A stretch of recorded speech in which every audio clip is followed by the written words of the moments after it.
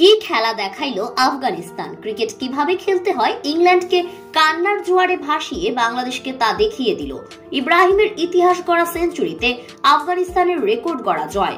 ইংল্যান্ডের সর্বশেষ ম্যাচে দলটির হয়ে 165 রানের ইনিংস খেলেছিলেন বেন ডাকেট, যা ছিল চ্যাম্পিয়ন্স ট্রফির ইতিহাসে সর্বোচ্চ ব্যক্তিগত রানের ইনিংস।